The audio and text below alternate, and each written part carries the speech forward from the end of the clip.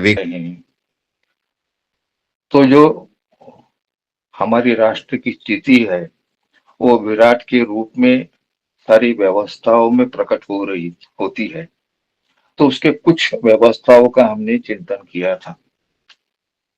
शासन तंत्र कैसा होगा, हमारी समाज की रचना कैसी होगी, इसका वर्ण व्यवस्था का भी हमने चिंतन किया। तो उसी के साथ साथ सामान्य पुरुष से लेकर सारे राष्ट्र का सुव्यवस्थित रचना के लिए जो चतुर्विध पुरुषार्थ की कल्पना हमारे यहाँ हमारे ग्रंथों में हमारे ऋषि मुनियों में प्रस्तुत की थी, उसमें से अर्थ, इस पुरुषार्थ के बारे में हमने पिछले सत्र में चर्चा की थी।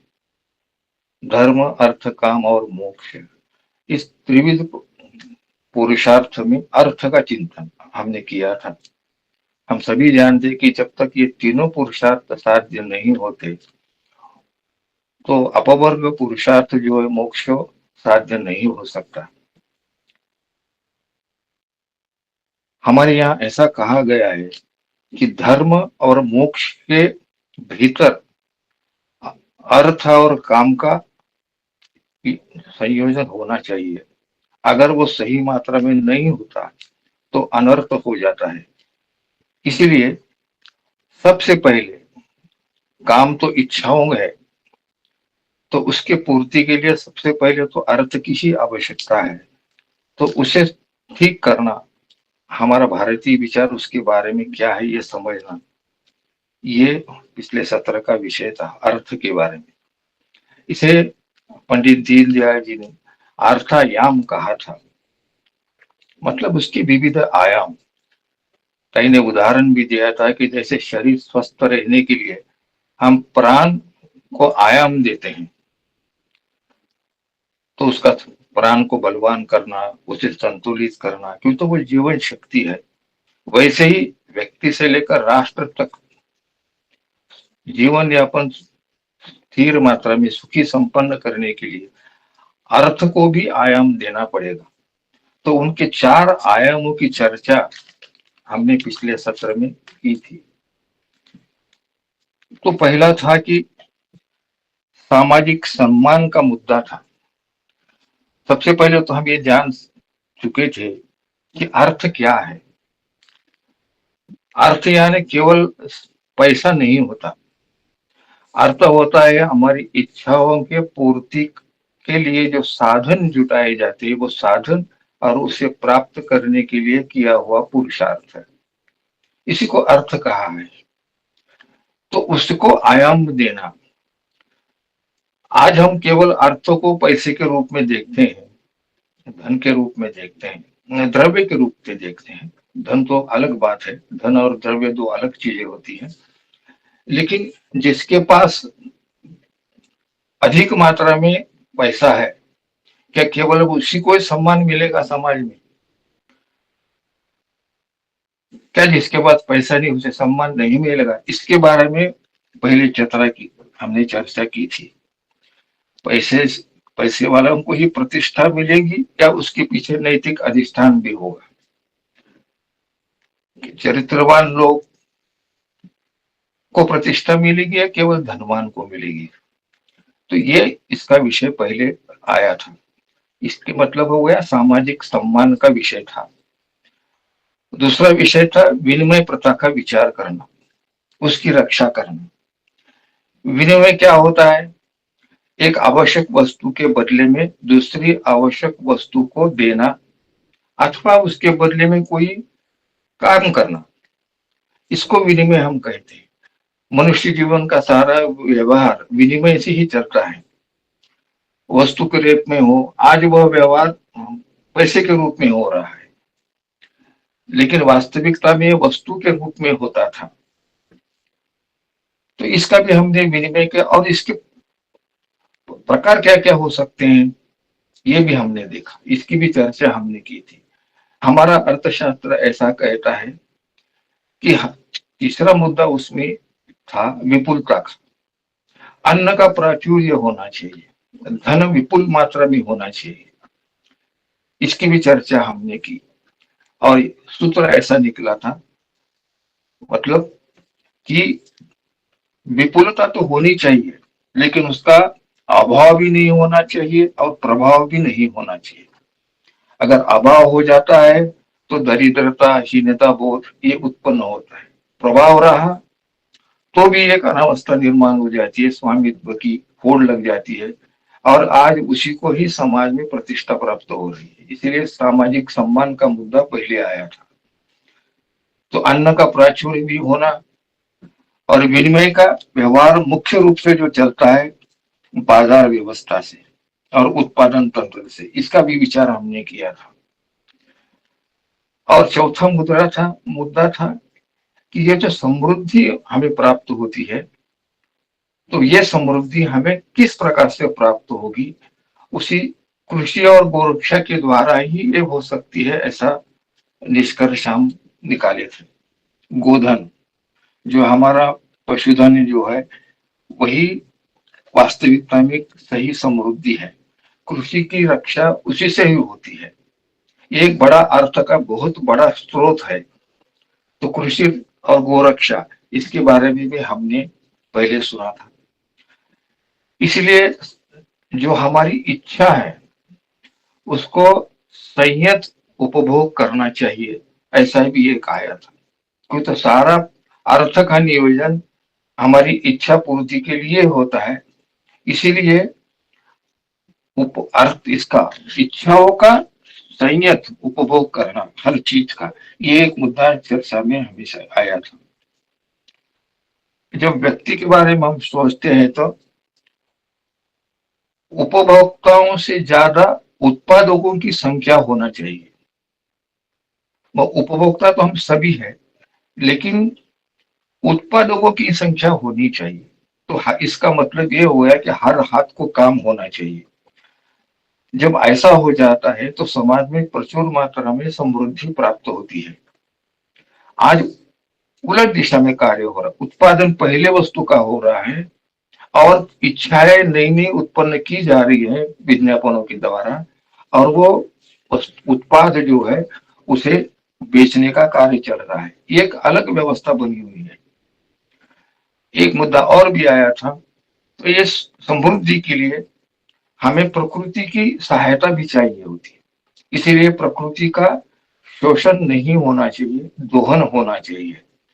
प्रकृति की मर्यादा को ध्यान में रखते हुए ये विचार को हमें करना चाहिए। इसलिए अभी हमने देखा कि खेती के लिए ट्रैक्टरों का उत्पादन, उसके लिए लगने वाला डीजल, पेट्रोल, ये प्रकृति से ही उत्पन्न होता है। अर्थव्यवस्था ऐसी होनी चाहिए जिससे मनुष्यत्व का विकास हो, आसुरी प्रवृत्ति का नहीं होना चाहिए। जब ये चारों चरण जब हम पढ़ रहे थे तो मुझे 1983 में जो पूना में शिविर हुआ था, तलवाई का शिविर, उसका जो गीत था हिंदू सारा एक, उसमें एक चरण ऐसा था, सामाजिक सम्मान निवारा समान सर्वा लाभाव, अन्न वस्त्र संस्कार लाभ ही सहजपणे सर्वा भाव, हीच एकता समता ममता पथ ऐक्याचा चालूया। हिंदू सार ये सामाजिक सम्मान को सबसे पहले प्राथमिकता दी है और निवारा, शिक्षा, घर, इसके बारे में सारा, अन्न के बारे में दुआ, ये सारे का सारा अर्थ आयाम में है। इसको विविध रूप में आयाम 4 पद्धति से हमने गत सत्र में सुना है। तो प्रकृति का शोषण नहीं करना, दोहन करना और संयत उपभोग करना, इच्छाओं को नियंत्रण में रखना। कि तो जितनी इच्छा कभी भी पूरी नहीं होती, जैसा ययाति का उदाहरण भी हमने देखा, ये सब हमने पिछले सत्र में पढ़ा। आज उसी के कड़ी हम आगे अब बढ़ेंगे, ताई से सुनेंगे। मैं ताई से अनुरोध करता हूँ कि ताई विषय को आगे बढ़ाए।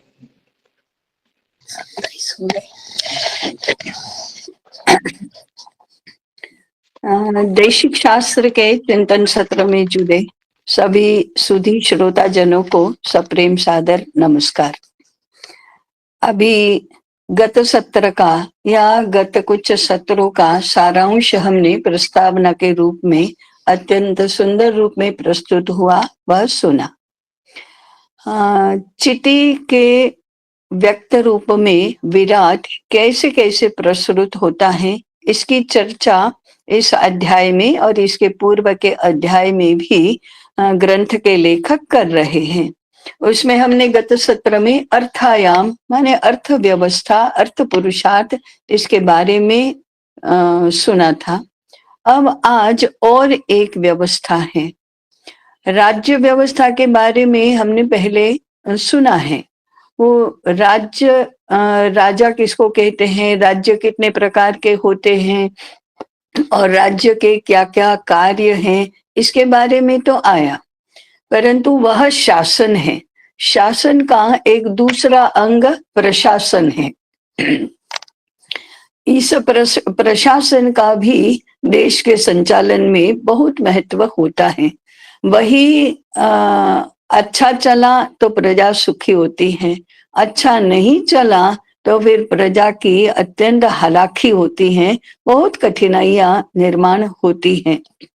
इसलिए स्वतंत्र अनेक इस व्यवस्था धर्म के रूप में कहा गया है, वह मुख्यतः प्रशासन का है। आज भी हम शासन और प्रशासन की बात करते हैं तो देखते ही हैं कि शासन तो पार्टियों का होता है, परंतु प्रशासन ब्यूरोक्रेसी का होता है। प्रशासन नित्य रहने वाला होता है, शासन बदलता जाता है। लोकतंत्र में तो खास आज एक पार्टी की सरकार है, कल दूसरे पार्टी की सरकार बनती है, इसलिए शासन तो बदलता है, विचारधारा के अनुसार बदलता है, प्रशासन वही का वही रहता है। इस प्रशासन की मुख्य बातें क्या हैं, इसकी चर्चा इस आह्निक में की गई है। परंतु शासन और प्रशासन इतना अलग तो एक दूसरे से हो नहीं सकता है, ये भी बात हम आगे चिंतन में देखेंगे। अब इसकी मुख्य मुख्य बातें कौन सी हैं, इसका हम विचार करेंगे। तो पहली बात है देश के संविधान की। संविधान की रचना कौन करता है, संविधान कैसे बनता है। आज हम बाबा साहेब आम्बेडकर का नाम संविधान के साथ जुड़ा हुआ देखते हैं, वे हमारे संविधान के जनक हैं ऐसा भी कहते हैं।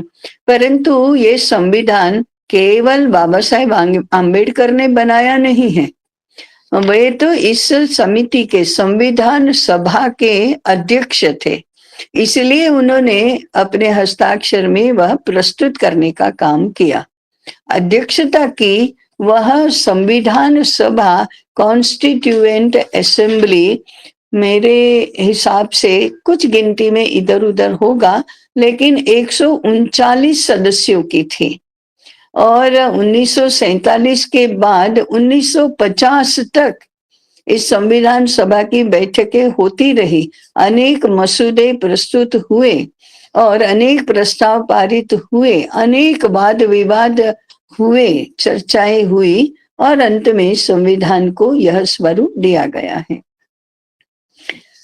अब हमारे देश की पारंपरिक रूप में व्यवस्था क्या रही है, संविधान कैसे बनता है। संविधान माने देश कैसे चलेगा, नागरिकों के लिए कौन से नियम बाध्य बंधन करता रहेंगे, अनुसरण के लिए रहेंगे, इसकी एक संहिता है। तो हमारे देश की परंपरा क्या रही है। वैसे कॉन्स्टिट्यूएंट असेंबली भी संसद से स्वायत्त स्वतंत्र ऐसी ही सभा थी, परंतु सरकार में जितने भी लोग थे उनमें से अधिकांश लोग उसमें थे ही, इसलिए हम उसकी बात नहीं करेंगे। परंतु हमारी परंपरा में संविधान बनता कहाँ है, हमारे इसमें संविधान बनता है गुरुकुलों में, आश्रमों में, विद्वज्जन आचार्य लोग, ऋषि ये संविधान बनाते हैं। शासन और प्रशासन का काम इसे लागू करने का है। अब ये बहुत ही महत्वपूर्ण अंतर है। जो संविधान की रचना करता है वह उसको लागू करने के अधिकार में नहीं रहता, और जिसका लागू करने का अधिकार है वह उसकी रचना नहीं करता। ऐसा इसका वर्गीकरण हुआ है। तो जो लागू करता है उसे लागू करने का अधिकार रचना करने वाले के पास नहीं रहता। इसका इम्प्लीकेशन ये है कि ये तटस्थ लोग हैं, इनका अपना कोई व्यक्तिगत स्वार्थ उसमें नहीं है। वे इसे अपने स्वार्थ की पूर्ति के लिए, अपने लाभ के लिए कुछ नहीं करते हैं। ऐसे अपनी व्यक्तिगत साधना से भी, व्यक्तिगत ज्ञान से भी, ज्ञान साधना से भी जो इस प्रकार से निष्पक्षपाती बनने के स्तर पर पहुंचे हैं, ऐसे समझो धर्मात्मा, ऐसे महात्मा, ऐसे त्यागी, ऐसे ज्ञानी लोग ही संविधान की रचना करते हैं। और आपको आश्चर्य तो नहीं होना चाहिए, इस संविधान को ही भारत में स्मृति कहा गया है। स्मृति किस लिए होती है? स्मृति राज्य और समाज को कुछ नियमों के अनुसार अपने जीवन की व्यवस्था करने में मार्गदर्शक बनने के लिए होती है। ये स्मृति रचना। स्मृति का आधार श्रुति होता है। श्रुति माने वेद। वेदों को संहिता कहा गया, तो संहिता, ब्राह्मण, आरण्यक और उपनिषद, ये 4 प्रकार के जो शास्त्र ग्रंथ हैं उनको श्रुति कहा गया है। श्रुति नाम वैसे उसका लाक्षणिक है, जहां सुनकर ज्ञान प्राप्त होता है, पढ़कर नहीं, उसको श्रुति कहते हैं। तो इस श्रुति में जो जीवन दृष्टि प्रस्तुत हुई है, जो जीवन रचना बनी है, इस जीवन रचना में संपूर्ण सृष्टि का और समष्टि का समावेश हो जाता है। इसका ज्ञान जिनको है, इसका मूल ज्ञान, तात्विक ज्ञान जिनको है, वे तो श्रुति परायण कहे जाते हैं। उन ग्रंथों को श्रुति कहते हैं। उस श्रुति के अनुसरण में जिस व्यवहार शास्त्र की रचना होती है उसे स्मृति कहा जाता है। और अनेक ऋषियों की स्मृतियां हमारे यहाँ प्रचलित हैं, जैसे पराशर स्मृति, व्यास स्मृति, देवल स्मृति, हरित स्मृति, स्मृति याज्ञवल्क्य स्मृति। उन सभी स्मृतियों में मनुस्मृति सबसे अधिक प्रचलित और परिचित है। इसका अर्थ ये नहीं कि मनुस्मृति सर्वश्रेष्ठ है, नहीं, ऐसा नहीं है। याज्ञवल्क्य स्मृति, व्यास स्मृति, देवल स्मृति, हरित स्मृति, शंख स्मृति, लिखित स्मृति, ये भी सारी श्रेष्ठ ही है। और जिस समय में उसकी रचना हुई, उस समय में वे संविधान के रूप में समाज में, राज्य में स्वीकृत भी थी। मनुस्मृति का प्रचलित, परिचित और जिसका इतना द्वेष भी किया जाता है, इसका कारण ये है कि ब्रिटिशों ने जो भारतीय ग्रंथों का अंग्रेजी में या यूरोपीय भाषाओं में अनुवाद करने का प्रारंभ किया, तब सबसे पहले जिसका अनुवाद हुआ है वह है मनुस्मृति। और इसलिए वह इतनी बदनाम भी हुई है और इतनी परिचित भी हुई है, इतनी प्रचलित भी हुई है। वह आज उसका जिस रूप में द्वेष किया जाता है, उसका कारण ज्ञान नहीं है, उसका कारण सामाजिक सांस्कृतिक भी नहीं है, उसका कारण शुद्ध और शुद्ध राजनीतिक है। हम उसकी चर्चा में नहीं जाएंगे। उसका और दूसरी बात है, उसका समर्थन करने वालों ने भी उसका अध्ययन नहीं किया है, उसका द्वेष करने वालों ने, उसको जलाने वालों ने भी उसका अध्ययन नहीं किया है। इसलिए ये तो एक अज्ञानी दूसरे अज्ञानी के साथ मारामारी कर रहा है, उसका ये तो उदाहरण है, हम उसमें नहीं जाएंगे। परंतु स्मृति के रूप में संविधान की रचना होती है। संविधान माने राज्य और समाज जिससे चलेगा, वह नियम संहिता, उसको स्मृति कहते हैं, आज उसको संविधान कहते हैं। तो पहला मुद्दा हमने ये देखा कि ये बनाता कौन है, इसकी रचना कौन करता है। तो इसकी रचना जिनको वो लागू नहीं करना है, ऐसे ज्ञानी और निष्पक्षपाती धर्म जानने वाले ऐसे लोग करते आए हैं, और राजाओं ने इसको लागू करने का काम किया है। आज ये सारा मामला बदल गया है, उलट पुलट गया है, ये तो हम जानते हैं। अब दूसरी बात आती है कानून व्यवस्था, कानून बनाना। कानून ये संविधान का एक हिस्सा है। तो ये कानून बनाने की प्रक्रिया भी ऐसी ही है। आज कानून कौन बनाता है? लेजिस्लेटिव असेंबली, कानून बनाने वाली सभा, यही हमारी विधान सभा है। विधान वही, विधि माने कानून, वही विधान सभा है। तो जो चुनकर आते हैं, वोट पॉलिटिक्स उसके जो अंग हैं, और उसके माध्यम से जो चुनकर आते हैं, जो पक्ष और विचारधाराओं के प्रति कमिटेड हैं, और अब तो कमिटमेंट की भी बात नहीं रही है, वो दूसरे ही कारण सारे होते हैं।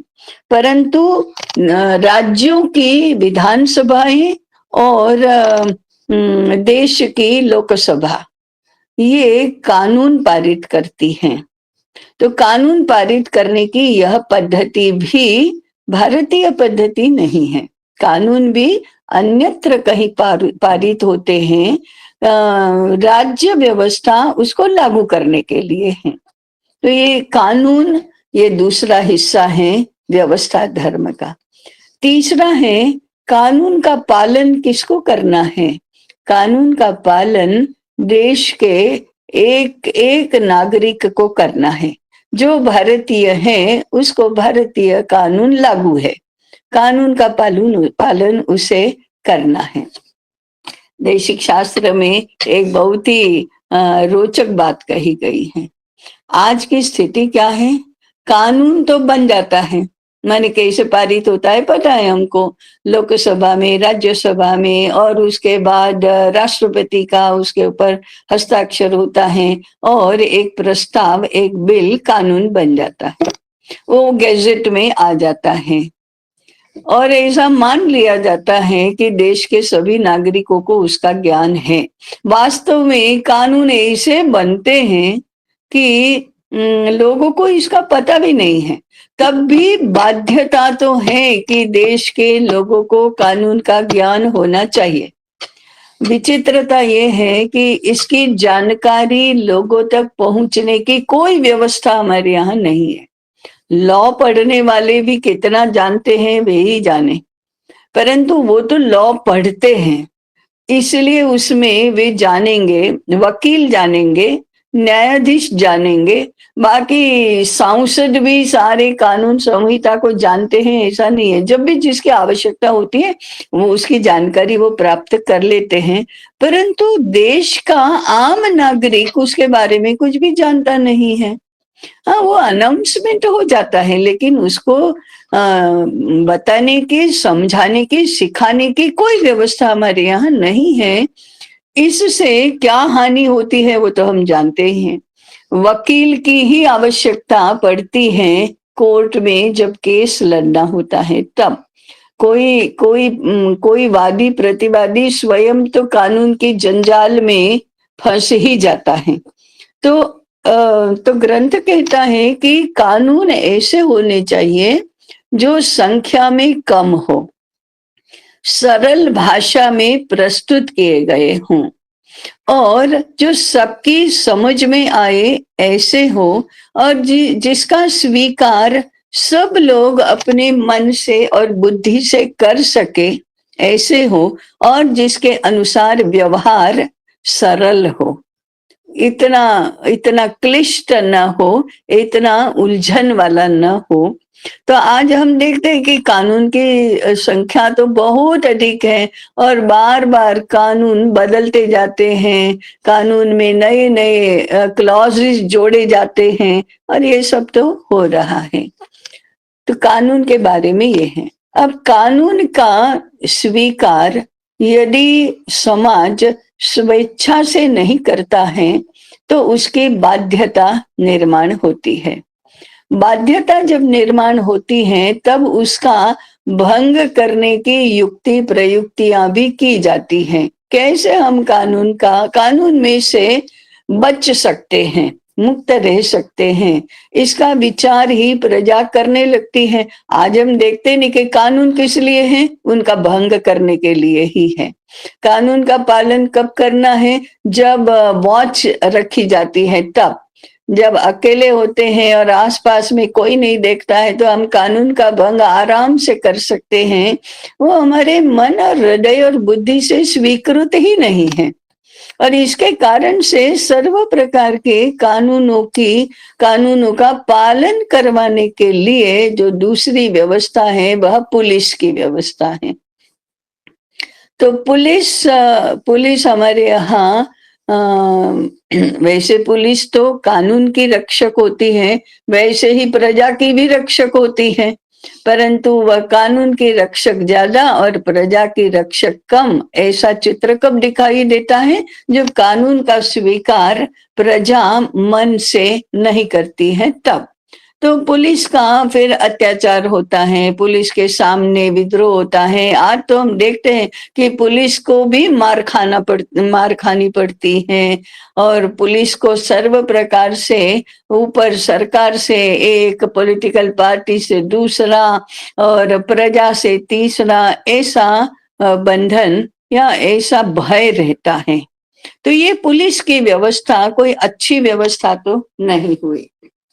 तीसरा इसका आयाम है वो दंड है, दंड संहिता। कानून संहिता के साथ साथ दंड संहिता भी जुड़ी हुई है कि इस कानून का इतना भंग करेंगे तो इतना दंड है, ये दंड की व्यवस्था। तो ये दंड भी कल ही एक विद्वान का भाषण में सुन रही थी, मनुस्मृति के बारे में ही। तो भारत की परंपरा में 4 प्रकार के दंड होते हैं। एक होता है वाक दंड, माने डांट डपट करना। ये डांटने के बाद ये कहना कि फिर से ऐसा किया तो फिर तुम्हारी मुक्ति नहीं, ऐसा डांट कर देना, ये वाक दंड है। बोल कर डांट देना, उसको लांछन लगाना, तुम ऐसे घर के हो और तुम ऐसा करते हो, तुम भारतीय बनकर ऐसा करते हो, तुम इतने सुशिक्षित हो और ऐसा करते हो, ऐसा वाक दंड है। दूसरा प्रकार है धिक दंड, माने धिक्कार करना, माने समाज में उसकी बेइज्जती करना, समाज में उसको लांछित करना, ये धिक दंड है। जो वाक दंड से नहीं मानता, वाक दंड से नहीं समझता, उसे दिक दंड दिया जाता है। अब हम तो जानते हैं कि दिक दंड का भी आज तो कोई प्रभाव नहीं है। तो जो दिक दंड को भी नहीं मानता है, नहीं जो मानता है, उसके लिए है अर्थदंड, माने उसको पेनल्टी लगना। ये भी हम देखते हैं कि हमारे समाज में प्रचलित है, परंतु कुछ लोग अर्थदंड को भी नहीं मानते और उसको ऐसे हल्के में लेते हैं। मुझे पता है कि हमने भी ऐसा कभी किया था, कानून का उल्लंघन, कैसे मॉरल नैतिक कानून का भी उल्लंघन।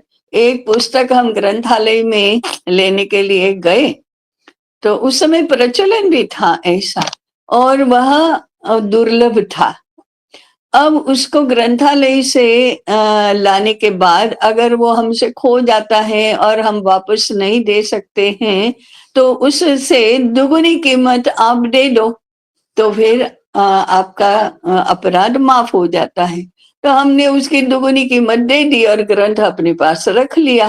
क्या हुआ, अर्थदंड को भी हमने माना नहीं, परंतु अर्थदंड से भी हमने अपना काम तो कर लिया। आज भी समाज में हम देखते ही हैं कि नुकसान भरपाई कर दो, नुकसान भरपाई अर्थ के हिसाब से कितनी होती है और कितनी विचित्र पद्धतियों से होती है। जैसे कारखाने में यंत्र से किसी की उंगली कट गई तो इतना नुकसान है, परंतु नुकसान भरपाई इतनी है। अंगूठा कट गया तो उससे ज्यादा नुकसान भरपाई है। दाहिने हाथ का अंगूठा कट गया तो उससे ज्यादा नुकसान भरपाई है। हाथ कट गया तो बायां हाथ कट गया तो कम, दाहिना हाथ कट गया तो और अधिक नुकसान भरपाई है। और व्यक्ति मर गया तो उसके आश्रितों को और अधिक नुकसान भरपाई है।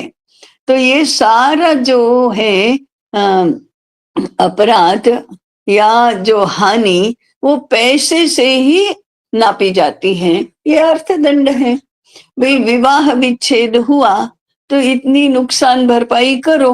अब विवाह विच्छेद का परिणाम क्या होता है और इसकी नुकसान भरपाई अर्थ से ही होती है, ये तो आज हम सर्वत्र देख रहे हैं। कभी कैद के साथ साथ पेनल्टी भी लगती ही है। तो सर्वत्र कर भरना अभी बाकी रह गया, मुदत मुदत उसकी बीत गई तो अब आपको पेनल्टी लगेगी। बिना टिकट के यात्रा कर रहे हैं तो पेनल्टी लगेगी। ऐसा अर्थदंड आज भी व्यवहार में बहुत प्रचलित है। परंतु वह यदि इनह्यूमनली, माने बिना विवेक के, बिना सद्भाव के या बिना करुणा के किए गए तो उसका भी आदर नहीं रहता और उसका इस प्रकार का व्यवहार समाज में प्रचलित हो ही जाता है। इसका उदाहरण है, हमारे यहाँ उत्पादनों में लगान होती थी। जैसे खेत पैदाश में लगान है। भारत की परंपरा में लगान फसल की पैदावार कितनी होती है उसके अनुपात में होती थी। और चौथाई, छठा भाग, आठवां भाग, ऐसा वो कर का अनुपात रहता था, लगान का अनुपात रहता था। व्यापार में भी कर उसके आधार पर ही होता था। ब्रिटिश आने के बाद अब ये लगान लगान में पैदावार के अनुपात में हुआ तो फिर अगर अकाल पड़ा तो वो पैदावार नहीं होती, तो उस समय लगान माफ हो जाती थी। अब अनाज ही नहीं है तो अनाज के रूप में कर देंगे कैसे, लगान देंगे कैसे, तो माफ हो जाता था। ब्रिटिशों ने इसका द्रव्य में रूपांतरण कर दिया कि तुमको तो पैसे में ही कर देना है। इसलिए अकाल पड़ा नहीं पड़ा हम नहीं जानते, वो कम पैदावार हुई वो भी हम नहीं जानते, इतनी भूमि है इतना कर देना है करके तो वो यांत्रिक हो गया। अब उसका आदर नहीं रहता फिर, और मन में और बुद्धि में जब इसकी स्वीकृति नहीं होती तो हमेशा विद्रोह होने के संभावनाएं बनी रहती हैं कि कभी ना कभी तो इसके सामने विद्रोह होने ही वाला है। क्योंकि उसका वो इतना इनह्यूमन है और इतना निर्बुद्ध और कठोर हृदय से बिना कंसर्न से लागू किया गया है कि उसके सामने फिर विद्रोह होगा। तो ये अर्थदंड है तीसरा प्रकार। और चौथा है वधदंड। वधदंड में कैद भी होती है, ताड़न भी होता है, सश्रम मजदूरी हम कहते हैं ना, सश्रम कारावास, ये वधदंड का एक प्रकार है। कॉर्पोरल पनिशमेंट माने फांसी या मृत्यु दंड इसकी पराकाष्ठा है, परंतु वधदंड में जेल और सश्रम कारावास। और जैसे हम काला पानी में देखते थे कि कैसा सश्रम कारावास था, और फिर उसमें आगे पराकाष्ठा के रूप में मृत्यु दंड। ऐसे दंड के प्रकार हैं। दंड भारतीय परंपरा में बहुत अधिक मात्रा में विवेक के आधार पर भी होता था। ये विवेक आज नहीं माना जाता है। आज भी न्यायाधीशों का डिस्क्रेशन ये तो हमेशा रहता ही है, तो विवेक का स्थान तो आज भी है, परंतु आज न्यायाधीशों का विवेक उसको मानना ही है ऐसा करके सबके मन और हृदय में, बुद्धि में उसकी स्वीकृति होगी ऐसा नहीं है। परंतु व्यवस्था ऐसी है कि न्यायाधीश ने एक बार, सुप्रीम कोर्ट ने एक बार चुकादा दे दिया तो उसके सामने अब कहीं पर भी अपील नहीं हो सकती है। मृत्यु दंड में कहीं कहीं दया की अर्जी राष्ट्रपति को की जाती है, परंतु वह भी यदि नहीं स्वीकृत हुई तो फिर उसके सामने कोई चैलेंज, चुनौती नहीं होती है। परंतु दंड देने में, चुकादे में न्यायाधीश का विवेक आज भी स्वीकृत तो है ही। उसको ये कहा जाता है कि न्यायाधीश सारे तर्क वितर्क, पक्ष प्रतिपक्ष के दलीलें सुनने के बाद अपने डिस्क्रेशन को, अपने विवेक को लागू करके चुकादा देता है। इस विवेक का बहुत ही अधिक प्रचलन भारत में तो रहा है। और न्याय के माने न्याय व्यवस्था, ये व्यवस्था धर्म का तीसरा आयाम है। और इसमें कानून के आधार पर, कानून के भंग और कानून के पालन के अनुपात में चुकादा दिया जाता है। चुकादा माने या तो क्षमा या तो दंड, ऐसा किया जाता है। भारत में कैसा विवेक का प्रयोग होता है और कैसे दंड का प्रकार होता है, इसमें, इसके संबंध में विक्रम राजा की कथा बहुत ही प्रसिद्ध है। और विक्रम राजा न्याय परायण राजा करके ख्यात है, प्रख्यात है। जैसे पर दुख भंजन ये विक्रम राजा की उपाधि है, उसी प्रकार से विक्रम राजा का न्याय माने आदर्श न्याय, ऐसी भी ख्याति है।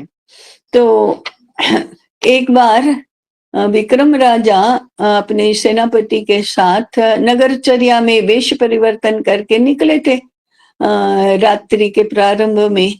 तो एक एकांत स्थान पर उसने 4 युवकों को जुआ खेलते हुए देखा। अब जुआ खेलना अपराध है, तो सेनापति को कहा कि पकड़ लो इनको और कल सुबह न्याय के लिए दरबार में इनको पेश करना। ऐसे दूसरे दिन पेश किया गया। एक युवक को राजा ने केवल इतना ही कहा, अरे तुम होकर जुआ खेलते थे, फिर से नहीं खेलना, जाओ। ऐसा इतना ही डांट करके, वाकदंड उतना ही करके भेज दिया। दूसरे को डांटा, बहुत डांटा, तुम इस कुल के, इस बाप के बेटे हो और जुआ खेलते हो, जाओ। फिर से यदि पकड़े गए तो तुमको बहुत ही कठोर दंड मिलेगा। फिर से खेलते हुए देखा नहीं जाना चाहिए। वो उसको भी छोड़ दिया। तीसरे को बहुत फटके मारे और उसको भेज दिया। डांटा, लांछित किया, फटके भी मारे और भेज दिया। चौथे को मुंडन करके, काला सर पर मुंडन करके, चूना लगाकर और गधे पर बैठाकर उसको नगर में उसकी शोभा यात्रा निकाली। तब वो शोभा यात्रा, ऐसे चौथे को दंड दिया।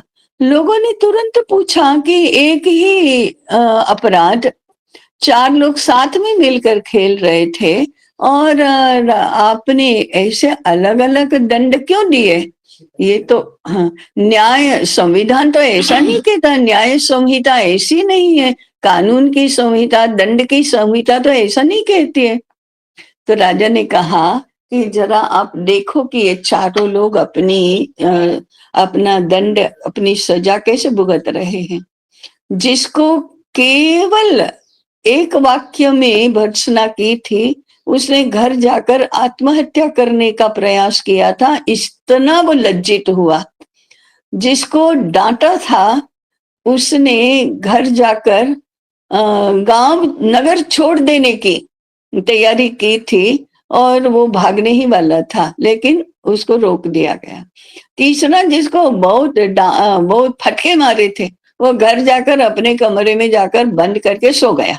और जिसको गधे पर बिठाया था वो तो हंस रहा था और रास्ते में उसका घर आया तो घरवाली को कहा कि हाँ, मैं ये शोभा यात्रा पूर्ण करके आता हूँ, तो नहाने के लिए पानी तैयार रखना, गर्म पानी। देखा कैसे कैसे इन्होंने अपनी सजा भुगती है।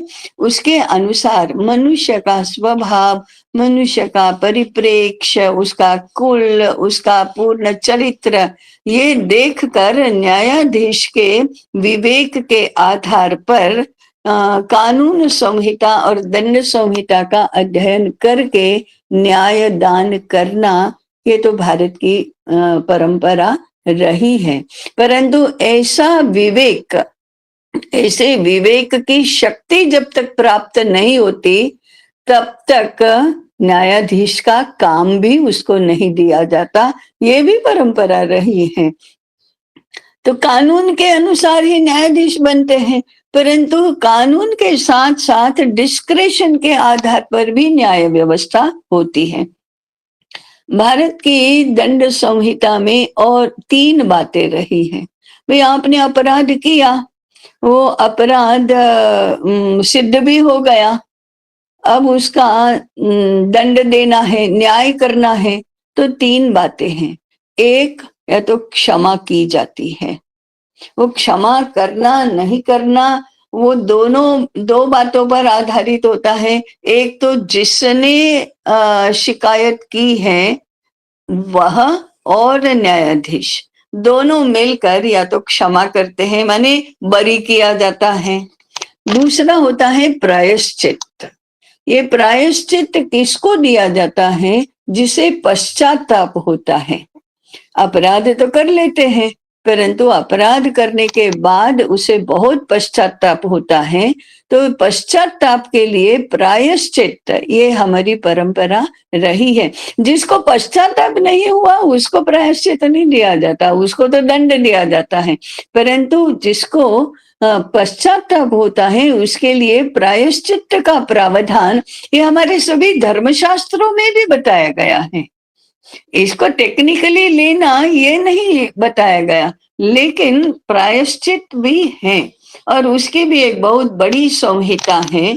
अब अपराध भी कृत्रिम, माने पश्चाताप भी कृत्रिम और प्रायश्चित भी कृत्रिम, वो तो आज हो जाएगा ऐसा, इसलिए आज बहुत अधिक मात्रा में प्रायश्चित ये तो प्रचलन में नहीं है।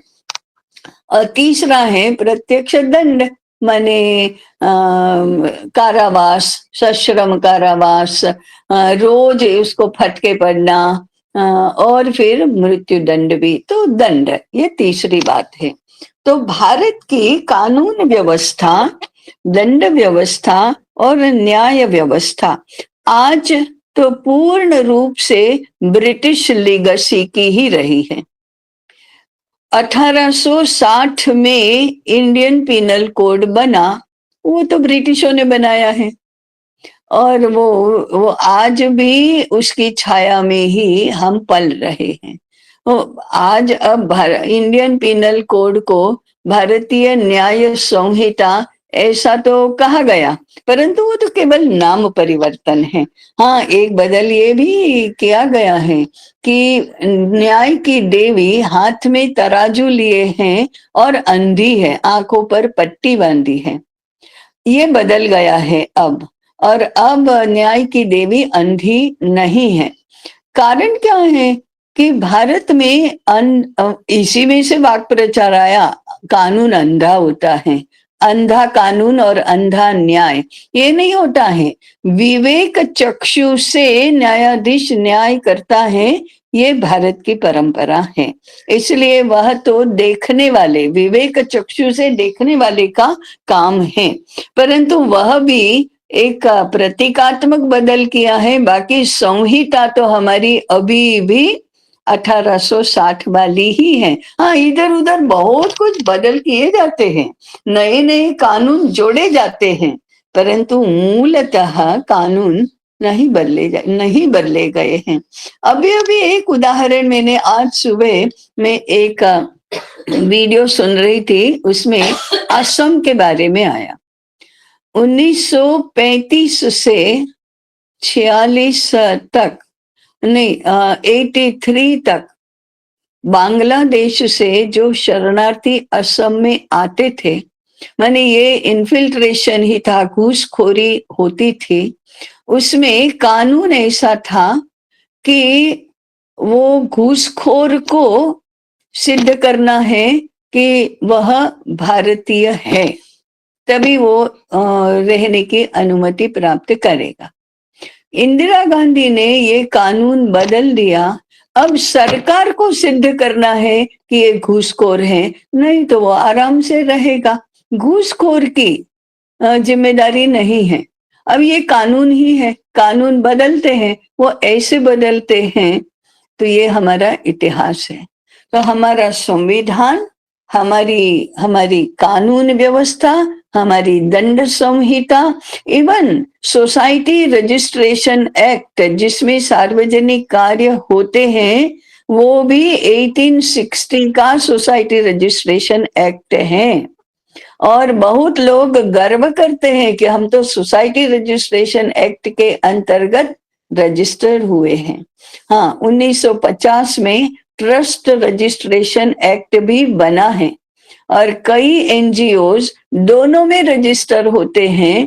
कई एक में 1950 में रजिस्टर होते हैं, परंतु अनेक संस्थाएं ऐसी हैं जो गर्व करती हैं कि हम तो 1860 के सोसाइटी रजिस्ट्रेशन एक्ट के अंतर्गत रजिस्टर हुए हैं। ऐसी शिक्षा के माध्यम से ब्रिटिशों की ये परंपरा प्रतिष्ठित की गई है और ब्रिटिशों की ही देन है कि लॉ, रूल ऑफ लॉ, कानून का राज्य ये प्रतिष्ठित हुआ। धर्म का राज्य इसकी प्रतिष्ठा नहीं रही। ये धर्म का राज्य क्या होता है और उसके अनुसार कैसे रचना बनती है, इसका विवेचन इसके बाद वाले इसमें किया गया है।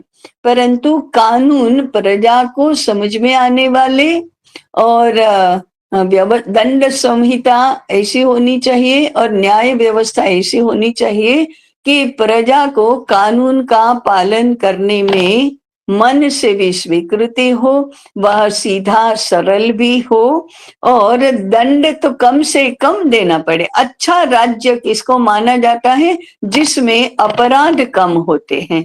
अपराध कब कम होंगे? जब कानून का पालन करना सरल होता है तब।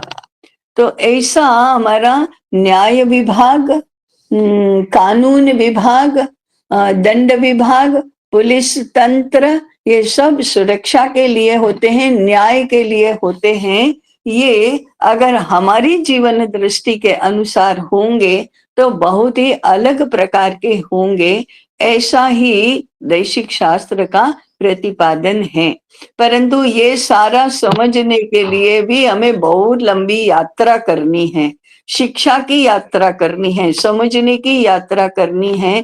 तब तक न तो कानून समझ में आता है, न तो न्याय दृष्टि समझ में आती है, न तो न्याय दृष्टि का विकास भी होता है, क्योंकि धर्म दृष्टि के बिना न्याय दृष्टि भी सही नहीं बनती और प्रजा वत्सल हुए बिना सही कानून भी नहीं बनाए जा सकते।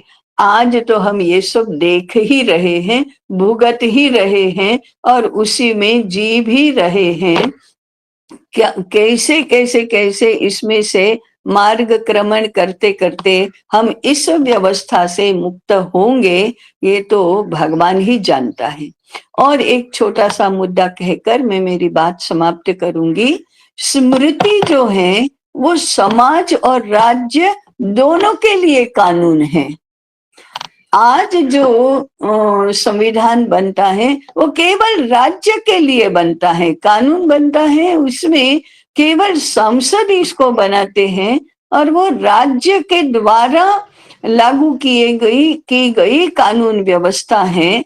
समाज में ऐसी कोई व्यवस्था नहीं है। पूर्व में होती थी, जातियों के स्वयं की कानून व्यवस्था थी और उसका उल्लंघन किया तो जाति बाहर कर देना, ऐसी व्यवस्था थी। समाज की कानून व्यवस्था, समाज की न्याय व्यवस्था, समाज की दंड व्यवस्था को ब्रिटिशों ने पूर्ण रूप से समाप्त कर दिया और केवल राज्य का कानून और राज्य की न्याय व्यवस्था, दंड व्यवस्था ही चलेगी, ऐसा शासन का नियम हो गया।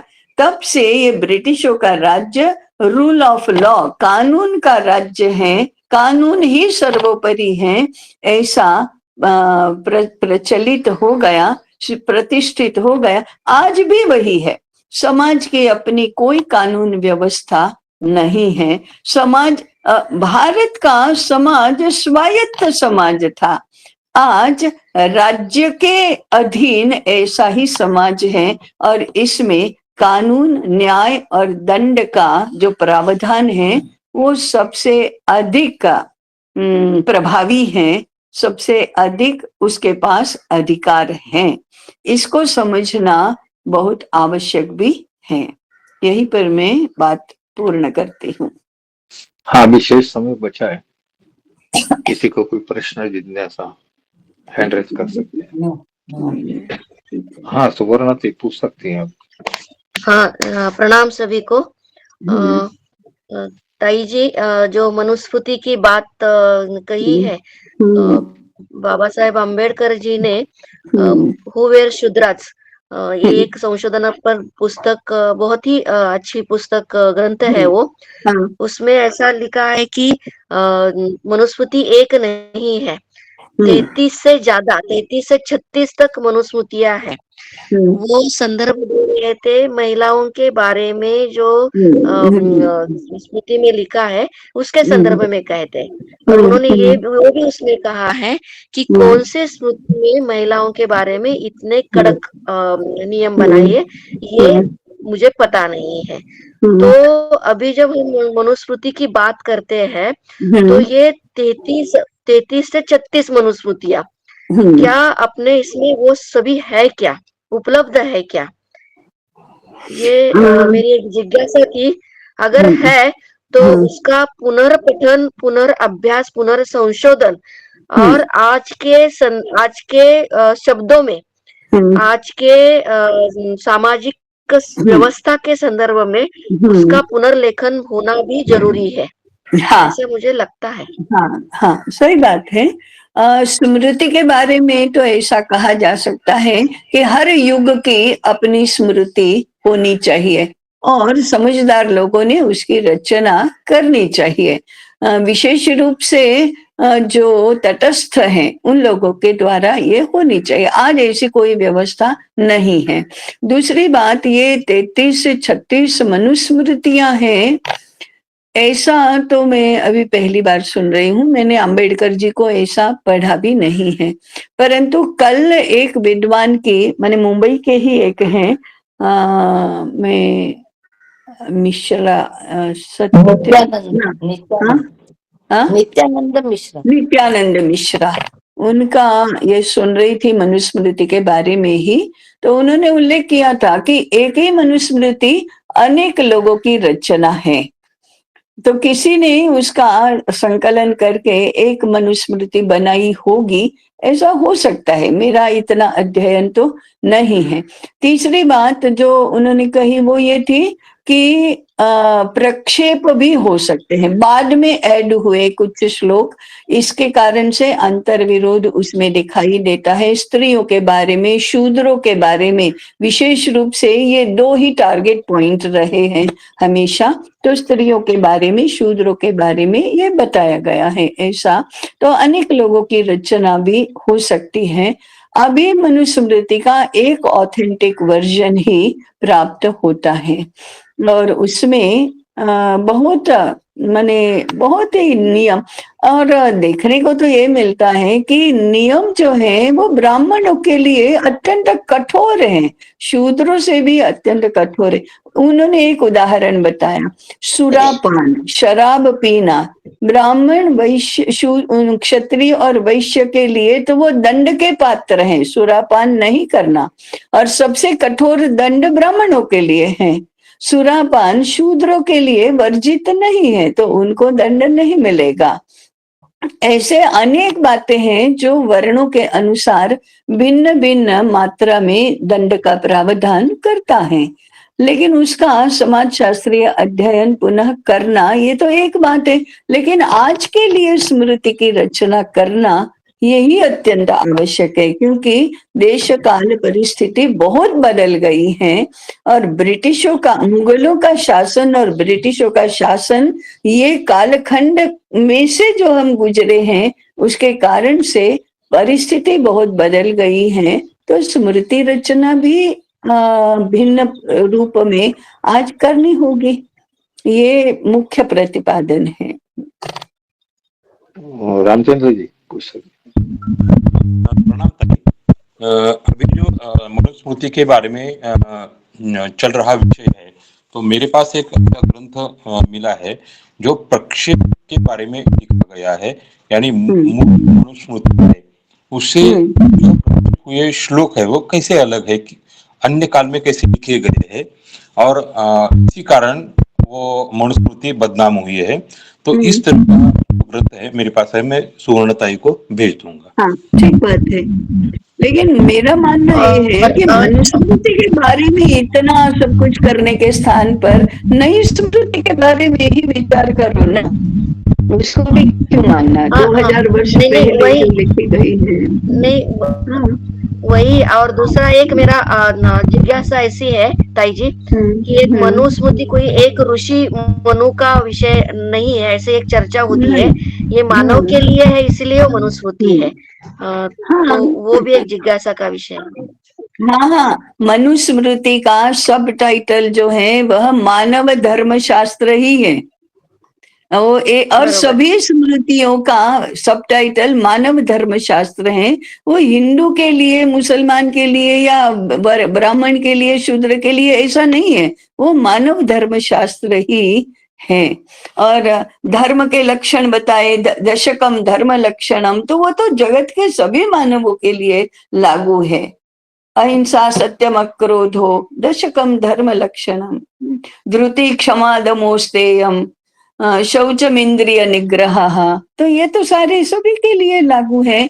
जिसको सच्चरित्र सज्जन बनना है उसको ये धर्म है इसके लिए। सत्यम ब्रूयात प्रियम ब्रूयात न ब्रूयात सत्यम अप्रियम, प्रियम च नानृतम ब्रूयात, एष धर्म सनातन।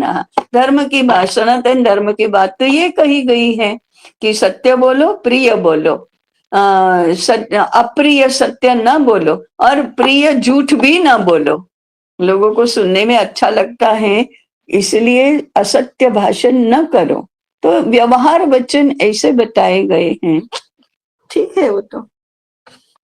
गौरी जी आप पूछ।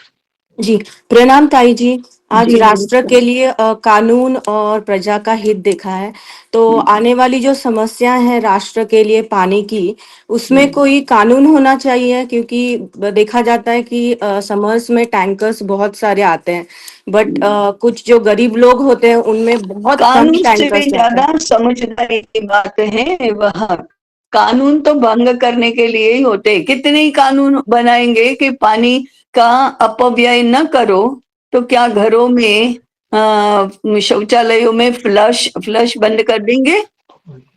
और बंद कर देने का कानून बनेगा तभी हम मानेंगे, तब भी तो नहीं मानेंगे। तो ये समझदारी की बातें धर्माचार्यों के मार्गदर्शन में समाज चलता है तभी होता है। कानून का प्रभाव बहुत सीमित होता है, और वह भी जब कानून के प्रति मन बुद्धि हृदय से हमारी स्वीकृति ही ना हो, आदर ही ना हो, तब तो कानून से कौन सा पर्यावरण का विनाश रुकने वाला है, कौन से स्वास्थ्य की हानि रुकने वाली है। बाजार का न खाओ यदि आप बुद्धि का काम कर रहे हो तो इसका क्या कानून बनेगा? कानून से नहीं होता ये। वो कैसे होता है, वो देश काल विभाग में आगे के सत्र में आएगा कि कानून से परे समाज का नियंता और कौन कौन से तत्व हैं। ताई जी मेरा था कि अपने ही कम्युनिटी वाले लोग इतना झगड़ा करते पानी के लिए, और गेटेड कम्युनिटीज में वाटर टैंकर्स आते हैं क्योंकि 10,000 रुपए देते हैं हम पर डे। तो ये जो डिफरेंस है उसको हम लोग किस तरह से मतलब सल्यूशन दे लोगों को, या हम लोग जो बाकी लोगों को कार्यकर्ताओं को मिलते हैं उनको कैसे हम समझाएं? समझदारी और संगठन, ये दो बातें महत्वपूर्ण हैं, और ये कानून से नहीं सिखाया जाता।